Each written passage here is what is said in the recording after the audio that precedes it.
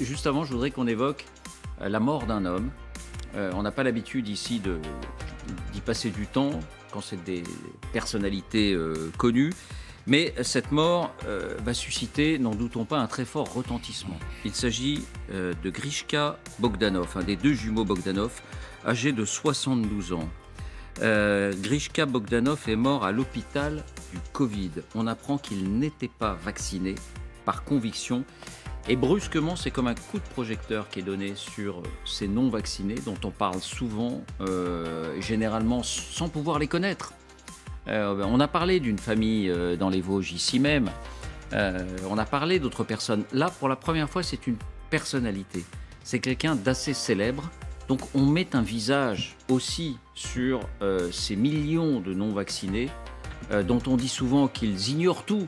Des modalités de lutte contre l'épidémie, qu'ils ne sont pas forcément au courant, qu'ils n'ont pas les moyens d'être vaccinés. Ça n'est pas du tout le cas. Donc c'est une facette importante de la réalité.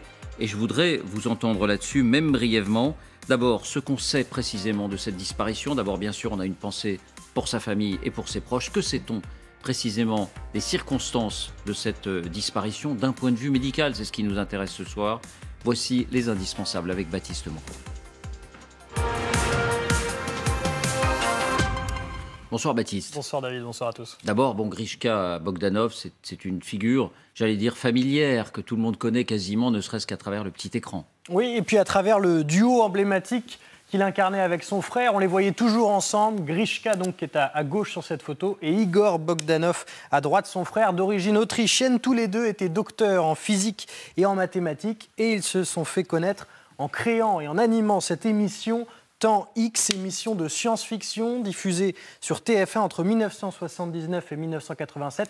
On est ici en 1983. Ils ont ces fameuses combinaisons argentées avec lesquelles ils vont devenir des références en France de la vulgarisation scientifique. Ils sont aussi par la suite auteurs de nombreux ouvrages, toujours tous les deux à la signature, Grishka et Igor Bogdanov, ils vont aussi se faire connaître pour ce que vous voyez, c'est-à-dire des visages qui se transforment au fil du temps, que ce soit par les pommettes ou par la transformation du menton. Ils ont toujours démenti toute maladie ou tout recours à la chirurgie esthétique.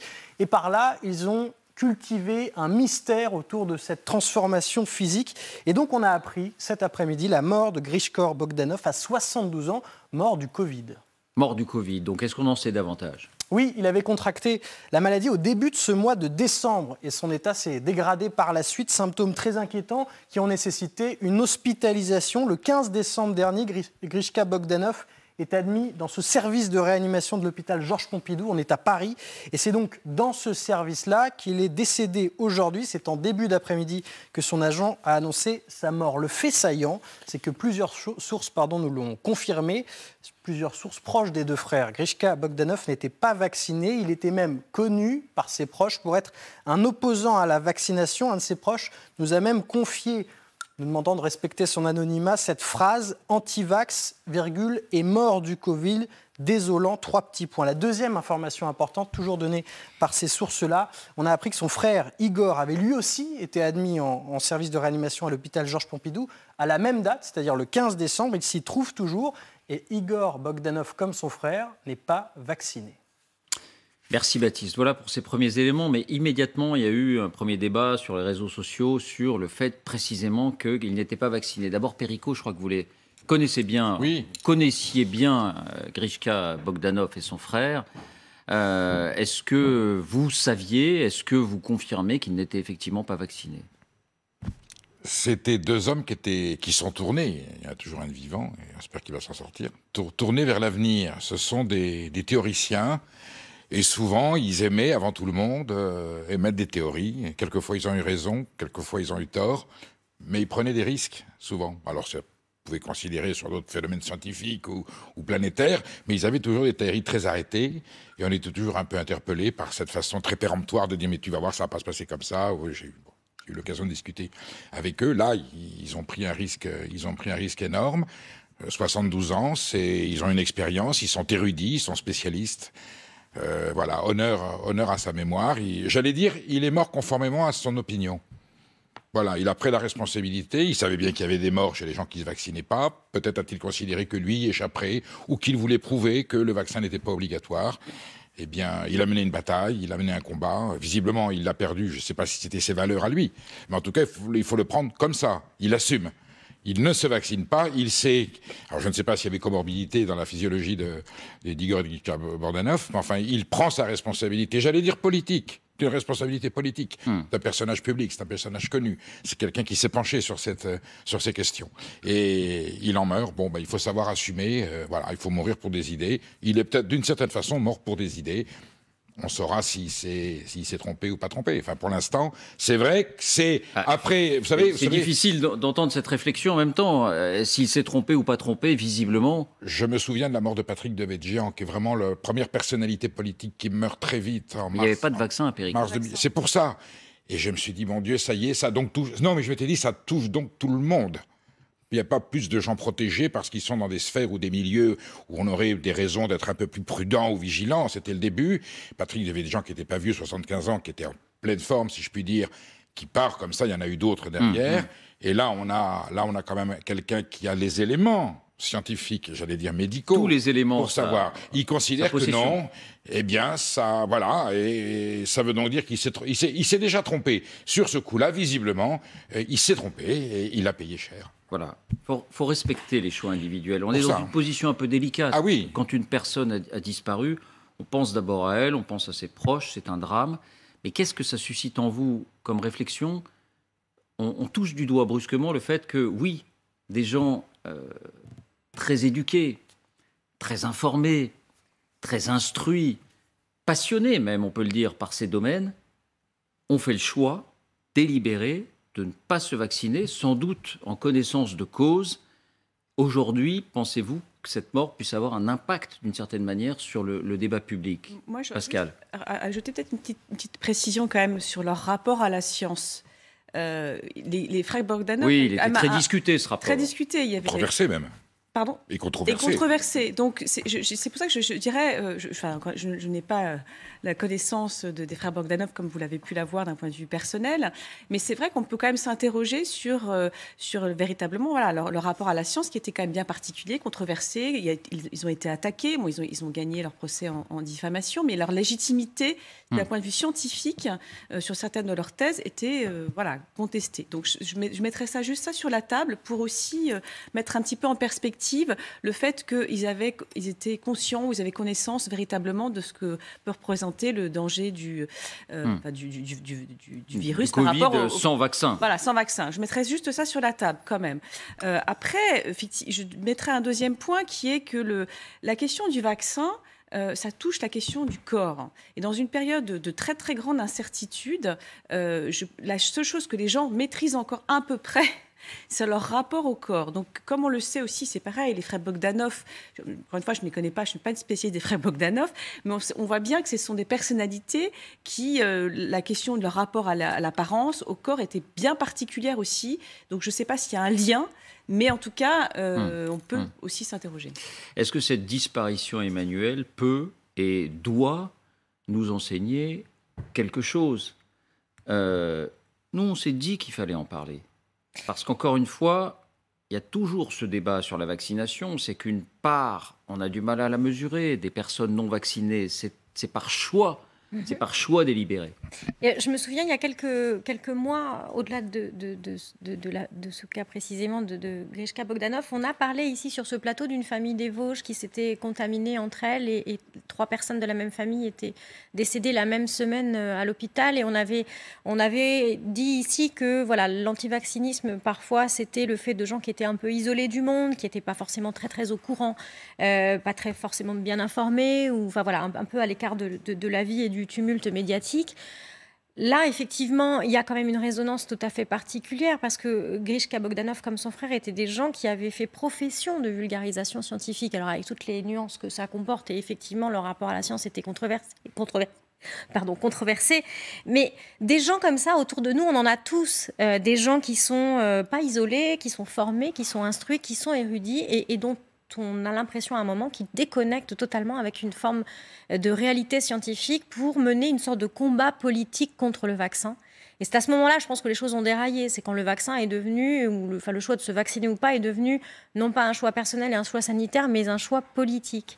Et je trouve que si le décès malheureux de Grishka Bogdanov doit avoir un retentissement, c'est aussi dans ce cadre-là. Et il va vraiment falloir se poser la question à un moment de tous ces gens qui utilisent un début de notoriété et un combat politique anti-vaccinal. Ce qui n'était pas leur cas, visiblement. Ce qui n'était pas leur cas. Je n'ai pas le souvenir de les avoir entendus dire ou de les avoir vus participer moi non plus, à des pas manifestations ou à des discours anti-vax. Mais il y a aussi des gens qui capitalisent sur ce discours anti-vax politiquement. Et moi, je crois que c'est à ce moment-là qu'on a un peu tous perdu la raison dans ce débat. Alors, le regard... C'est pas plus grave que les médecins traitants, pratiquants, qui refusent, et dont on apprend qu'ils refusent de se faire vacciner. Bien sûr. Oui, non, mais tout à fait. Médecins, ça fait beaucoup plus de mal que Grishka Bogdanov. Bien sûr. Ah, mais j'ai pas du tout... Oui, non, je voulais juste apporter cette précision. Alors, le regard d'un médecin et d'un chef de service de médecine intensive et de réanimation. D'abord, est-ce que vous avez un regard, vous, personnel? Est-ce que ça suscite une réflexion en vous, professeur Teboul? D'abord, j'ai pensé à ses proches, tout d'abord. Moi, j'ai eu au moins 140, 150 décès dans mon service, dans le service de réanimation de Bicêtre, depuis le début de cette pandémie. Donc, je sais ce que ça représente. Vacciner ou pas vacciner, c'est toujours très, très, très douloureux pour nous, pour les personnels soignants. Et puis, bien évidemment, pour les familles en deuil. Donc, ça m'évoque toujours de la peine, beaucoup de peine.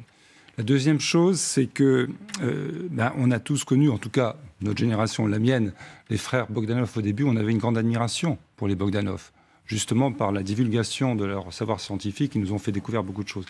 Et puis, il y a eu quand même une évolution de leur part, que vous avez notée, qui a fait qu'à la fin... En tout cas, ces dernières années, on avait un petit peu, non seulement une contestation, mais quand même beaucoup de doutes sur l'évolution de ces idées et de leurs idées. Bon, ça c'est une chose. Donc, à la limite, on n'était pas très étonnés. Je ne savais pas qu'ils n'étaient pas vaccinés. Mais, à la limite, je viens de l'apprendre. Hein. Ça ne m'a pas étonné énormément, même s'ils n'étaient pas militants anti-vax. Oui. Bon. Et moi je vous rejoins sur le fait que certains responsables politiques, que je jugerais d'ailleurs irresponsables politiques, profite un petit peu de ce problème du vaccin pour, en effet, entraîner d'autres personnes moins scientifiques que les Bogdanov dans leur démarche. Et c'est ça vraiment que moi je trouve absolument révoltant comme médecin, révoltant comme réanimateur. Alors je ne parle pas des frères Bogdanov, je parle des militants et de ceux qui s'expriment volontairement. Souvent, ils sont déjà vaccinés eux-mêmes. Hein. C'est ça le pire. Bon. Parlons de ce que vous voyez tous les jours, professeur. Est-ce qu'aujourd'hui, au Kremlin-Bicêtre, dans votre service, il y a toujours une majorité ou une grande majorité ou une totalité de patients en réanimation qui sont non vaccinés? Non, comme à Bicêtre, comme dans le reste de la PHP, je viens d'avoir le rapport de la semaine à la PHP, donc je peux vous répondre. Là, c'est l'immense majorité, on va dire 70 à 75%, et encore cette semaine, des patients qui sont en réanimation à la PHP, donc il y a 30 services environ, sont non vaccinés, totalement non vaccinés. Alors même qu'ils sont 9%, même moins, de la population. Voilà, c'est ça. Donc vous voyez le risque. Voilà. Donc ça, je ne peux pas calculer combien ça fait parce que je n'ai pas cette habilité à faire du calcul mental très rapide, mais enfin ça fait quand même beaucoup. Ça fait beaucoup de proportions, en proportion de la population, énormément. Donc c'est 70-75%. Vous voyez, actuellement c'est 75, mais depuis le 15 novembre, c'est 70% de non-vaccinés totalement. Et le reste, il reste 30%. Et ces 30%, 20%, donc des 30, on va dire 20% sont eux qui ont eu les 2 doses, comme on dit, mais qui ont probablement, on n'a pas encore les résultats très précis, sont éligibles, mais ont dépassé disons, ce qu'on admet comme temps entre la 2e dose et la dose de rappel. Et puis, 10% du total sont ce qu'on appelle immunodéprimés. C'est-à-dire que malgré les vaccinations itératives qu'ils ont pu avoir, ils n'ont pas répondu suffisamment en taux d'anticorps et en immunité pour pouvoir se protéger. Voilà un petit peu le profil actuel. Et j'insiste sur le fait qu'il y a une écrasante majorité de non-vaccinés, alors qu'il n'y a que... qui sont une petite minorité. Voilà. Et autre question, est-ce que parmi ces personnes en réanimation, lorsqu'elles sortent de réanimation, évidemment, avant on imagine que c'est difficile d'avoir un dialogue avec elles, certaines revendiquent toujours le fait de ne pas être vacciné, ou est-ce que les familles qui viennent les voir revendiquent le fait que ces personnes n'aient pas été vaccinées? Il y a donc deux... Assume, disons, assume. Il y a deux profils. Il y a ceux, la écrasante majorité qui regrettent de ne pas l'avoir été et qui l'expriment. Ils ne veulent pas forcément l'exprimer à la télévision. J'ai eu des refus de témoignages parce qu'ils étaient timides ou ils ne voulaient pas s'exprimer publiquement. Mais l'énorme majorité des gens qui ne sont pas vaccinés et qui s'en tirent, c'est-à-dire qu'ils survivent, eh bien, regrettent amèrement, par manque d'information, par négligence, par croyance, par avoir suivi les réseaux sociaux, etc. Et c'est là qu'on peut regretter que certains responsables brandissent cette démarche anti-vaccination. Et puis, j'en ai eu, hélas décédés, qui, jusqu'au dernier moment, ont assumé d'être anti-vax. Jusqu'au dernier moment, ont assumé d'être anti-vax, mais alors très peu. J'en ai pas connu qui ont survécu et qui ont encore exprimer cette volonté et cette démarche d'être anti-vax. Donc voilà un petit peu les profils. Je voulais juste dire qu'au début de la pandémie, il y a 1 an, je comprends qu'on puisse avoir des doutes sur le vaccin. Et on a tous compris qu'on pouvait avoir des doutes sur le vaccin. Et on comprenait qu'on pouvait ne pas vouloir se vacciner. C'était tout à fait... entendable, on va dire.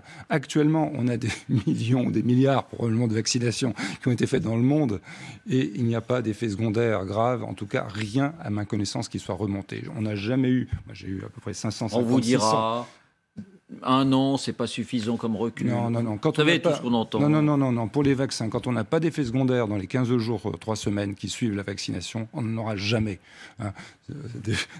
Des personnes qui vont décéder dans 30 ou 40 ans, on ne pourra pas dire que c'est le vaccin quand même. Il faut à un moment, il faut arrêter de plaisanter. Et donc, ce que je veux dire, c'est que on a maintenant un énorme recul sur les effets secondaires ou l'innocuité de ce vaccin, plus exactement.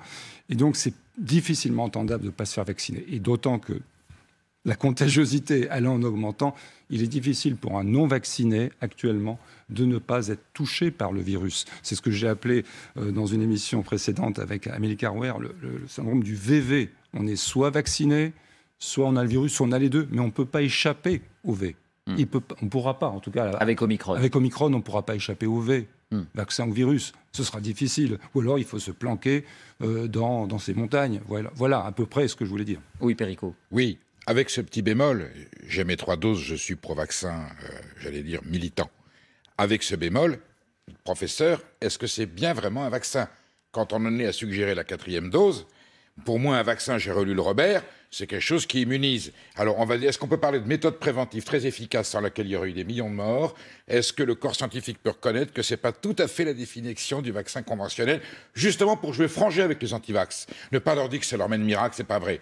2 doses, 3 doses, maintenant la 3e dose, 3 mois. La 4e, Israël en est déjà à la 4e dose. Est-ce que ça on va y venir, on va voir tout ça en détail. Est-ce que ça va être une dose tous les 6 mois? Qu'est-ce que ce principe médical? Est-ce que c'est un vaccin à part entière? Est-ce que c'est un remède incontournable? Heureusement qu'il a été là. L'ARN messager est une découverte scientifique absolument révolutionnaire. Et j'allais dire, je donnerai ma vie pour que les gens continuent à se vacciner. Reconnaissez qu'il y a un petit bémol et qu'il y a des interrogations qui peuvent être formulées par rapport à la fréquence des rappels qui prouvent qu'il y a quand même une faiblesse ou on ne nous dit pas tout. Voilà. C'est pas du 100% et c'est comme le vaccin de la grippe. Mais je vous laisse répondre. Non, on ne dit pas tout parce qu'on n'a pas tout découvert. Je pense tout simplement qu'on ne connaît pas bien les processus de l'immunité par rapport. C'est une formule qui très vite nous tire vers le complotisme. On ne dit pas tout factuellement. On ne dit pas tout parce qu'on ne sait pas tout. C'est tout. Ouais, on le dit, on ne sait pas tout. Professeur Teboul, puis après, je voudrais quand même vous interroger sur l'impact que peut avoir ce drame, cette disparition. Je vais essayer d'aller très vite. Vous savez pourquoi on a dû faire une dose de rappel et pourquoi il faut sûrement raccourcir les délais encore par rapport à la 2e dose. Vous savez pourquoi? Très bien, je le rappelle très rapidement. Parce qu'il y a une diminution, je vais faire comme ça, de l'immunité avec le temps contre ce virus, d'une façon générale, contre le virus d'une façon générale, et contre le variant Delta en particulier, et contre l'Omicron encore davantage. C'est pour ça qu'on a raccourci à 3 mois. Ça, c'est une chose. Et la deuxième chose, c'est que l'Omicron en particulier a certaines propriétés liées à ces mutations, à des lésions sur son protéine SPAC qui font qu'il est un peu moins sensible au vaccin, qu'il faille une dose de rappel pour stimuler l'immunité de façon à être protégé. Alors, Moi, je dirais c'est comme la potion magique de... Mais là, c'est pas une potion magique. On peut l'appeler une potion si le mot vaccin ne vous plaît pas. Vous voulez dire qu'il a des allures d'Obélix? Mais alors, il y a Obélix qui, en effet, il est protégé à vie parce qu'il est tombé dans la marmite, on va dire, très, très vite. Et puis, il y a ceux qui prennent, justement, de la potion magique tous les X temps pourquoi pour pouvoir... C'est là la question. Pourquoi est-ce qu'à un moment donné, pourquoi il s'affaiblit? Je viens de vous le dire. Parce que d'une façon naturelle, l'immunité diminue avec le temps sur ce genre de virus. Et deuxièmement, l'Omicron s'étant adapté et ayant des mutations sur sa protéine S, comme on dit, Spike, qui fait qu'elle devient moins sensible, au vaccin. Il faut plus de doses, en tout cas une plus forte immunité, plus d'anticorps, allez, on va dire les choses, pour pouvoir se défendre. Et peut-être faudra-t-il faire, excusez-moi, je termine, une 4e dose, j'en sais rien, ou alors avoir un vaccin, une nouvelle génération qui sera plus efficace. Juste un mot, parce qu'on en parlera tout à l'heure en détail de la 4e dose, mais quel impact imaginez-vous que ce drame puisse avoir? Je voudrais vous faire simplement écouter un témoignage qui a marqué aussi, il y a une quinzaine de jours, un peu moins, celui de Francis Palombi, parce qu'il est président de la Confédération des commerçants de France. C'était pas un anti-vax déclaré, revendiqué, mais il n'était pas vacciné, il ne souhaitait pas être vacciné. Et puis, il a eu le Covid, et puis, il a eu des complications, et puis, il a senti le vent du boulet, et puis, il a déclaré ceci. La vie, c'est la plus belle chose du monde. J'ai failli la perdre. Et il faut se vacciner, qui qu'on soit. Les anti-vax ou autres, vaccinez-vous, vaccinez-vous, pensez à vos familles, à vos enfants, à vos grands-parents. Il faut rester en vie. Oui, j'avais des convictions, oui, j'avais une orientation qui ne me prédisposait pas à me faire vacciner. Eh bien, vous savez, j'ai compris que la vie n'a pas de prix et je demande à toute la France, je demande à ces 10% de trop qui ne sont pas vaccinés, d'aller se faire vacciner.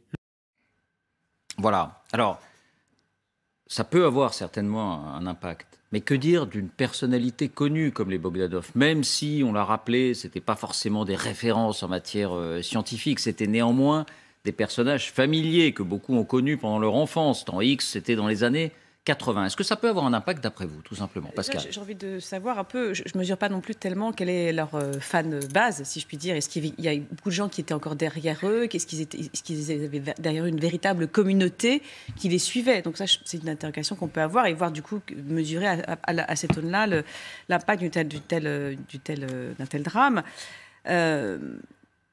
Après, je pense que... De la même manière que ce témoignage, je pense qu'effectivement qu'une personnalité de ce rang-là qui puisse être touchée enfin en tout cas décédée, oui, ça peut questionner quand même. Notamment les anti-vaccins, ça peut les questionner. Se dire finalement, même un héros de ce type-là qui a traversé le temps, les temps X, si je puis dire, n'est pas invincible. Emmanuel? Moi, je crois qu'il y a une partie de la population qui est tellement ancrée dans la certitude que le vaccin est nocif, que c'est une manipulation, que tout ce que vous voulez, que ces gens-là sont perdus pour la cause. Et quoi qu'il puisse se passer, y compris le décès d'une figure médiatique, ça ne les atteindra jamais. Ces gens-là, je pense qu'en fait, c'est peine perdue. On n'argumente pas avec ces gens-là, c'est terminé. En revanche, il y a toute une partie encore de la population qui est dans une espèce d'incertitude et qui aurait besoin de certitude. Et tant qu'elle n'en aura pas, elle ne voudra pas se faire vacciner. Donc en fait, je crois qu'il faut inlassablement remettre sur le métier, l'ouvrage de la vulgarisation scientifique. Expliquer par exemple que oui, effectivement, 3 doses, 4 doses, on ne sait pas. Mais parce que la science, on est tellement habitué à avoir des certitudes. Les antibiotiques, ça marche. Vous voyez des choses aussi bêtes que ça, quoi. Les chimiothérapies, ça marche. Que là, on est devant un cas nouveau de science et de médecine qui fonctionnent ensemble et qui se construisent sous nos yeux, qu'on n'a pas l'habitude de gérer l'incertitude. C'est quelque chose qui est très compliqué, l'incertitude à gérer pour l'être humain. Et je pense qu'il faut s'adresser aux gens qui sont terrifiés par l'incertitude. C'est à ceux-là qu'il faut parler, pas à ceux qui sont pétris de certitude. Ça vient peut-être quand même des premiers cafouillages de communication des pouvoirs publics. Et c'est vrai qu'à un moment donné, les antivax, quand on les questionne, ils disent mais à chaque fois, ils nous disent que ça ne va pas se produire, que ça n'arrivera pas. Mensonge par anticipation. Je ne sais pas si on avait vraiment dit ça, Perico. Non, Tout le monde savait que c'était pas 100% de protection. Non, David, on va pas tourner autour du pot. Je commence par la grippette, c'est une grippette. Mais bien avant le vaccin. D'accord, la secrétaire d'État qui dit le masque, voilà. On a eu une suite de cafouillages, d'approximations, de déclarations péremptoires en disant mais il n'y aura pas, et puis il y aura eu. Voilà, donc je pense que le paradoxe, c'est que ce gouvernement, on va en discuter, a vraiment fait ce qu'il fallait au mieux, et que ce président de la République est courageux. Par ailleurs, sur la communication, ils s'y sont quelquefois pris comme des manches. Voilà. Et c'est le fait d'avoir mal communiqué qui a introduit une part de doute dans la population. Ceux qui sont des sceptiques normaux en disant c'est pas très clair. Et puis là où vous avez raison, c'est que ceux qui sont dans le complot, il n'y a rien à faire, on ne les décrottera pas et ils continueront à penser que même la mort du oui, c'est probablement. Voilà. Eh bien, on en vient justement à la question qui va dominer les débats dans les jours qui viennent, qui va dominer les débats sanitaires et qui va dominer les débats politiques. Ni confinement, ni couvre-feu, ni fermeture des écoles, comme le réclamait le consensus médical. Emmanuel Macron prend son risque. Il prend son risque face à Omicron. Après ses décisions donc d'hier, il se fie aux premières indications et fait le pari qu'il vaut mieux pour l'instant privilégier la vie et l'économie, alors que le consensus médical réclame l'inverse. C'est vrai que ces décisions annoncées hier, ces décisions ont provoqué une forme, pas de fronde, mais une forme de contestation clairement affichée d'une majorité de médecins ou de scientifiques, en tout cas ceux qu'on entend régulièrement. Voici les indispensables avec Lucille de Villers pour en prendre la mesure. Bonsoir Lucille. Bonsoir David, bonsoir à tous. Ce mécontentement, il est vraiment important ? Oui, la liste est longue, David, et cela concerne une grande partie des médecins qui ont l'habitude de s'exprimer, des professeurs, des urgentistes, des épidémiologistes, des réanimateurs, des médecins généralistes, à l'image de ceux que vous pouvez apercevoir, par exemple Jérôme Marty, Rossino, Gilbert Deray, Djilali Lanan ou encore Mahmoud Zourek. Est-ce qu'ils ont des griefs précis ? Oui, il y en a deux principaux. Première raison de la colère, ils estiment que les annonces d'hier sont des mesurettes qui n'empêcheront pas la diffusion de la vague Omicron ni la submersion des hôpitaux et des services de réanimation déjà sous tension. On les écoute. Aucune des mesures qui a été avancée n'a été validée scientifiquement comme une méthode de contrôle d'une poussée épidémique. Il est évident que le système de santé ne pourra pas faire face. Aujourd'hui, la situation à l'hôpital, en tout cas en région parisienne, est critique. Aucune place de réanimation en Seine-Saint-Denis, aucune place de réanimation dans les Hauts-de-Seine. Et le dernier malade qu'on a fait admettre en réanimation ce matin, c'était 1 heure pour trouver une place et à 75 km de son domicile. L'hôpital a zéro élasticité. Dire que l'hôpital n'est pas en tension, c'est une erreur. Dans mon service, on refuse des malades tous les jours. Je pense qu'on aurait tort de le nier et qu'on aurait vraiment tort de considérer que tout va bien se passer en janvier, qu'il n'y aura aucun problème. Et le deuxième grief ? Pour eux, ce qui sous-entend ce choix, c'est la volonté d'Emmanuel Macron de faire passer l'économie et la politique avant même l'aspect sanitaire. Il faut à tout prix que les entreprises et les services publics tournent et il ne faut fâcher personne à quelques mois de l'élection présidentielle. On a privilégié le soutien à l'économie, à l'activité économique, par rapport à l'idée de stopper plus sérieusement l'épidémie.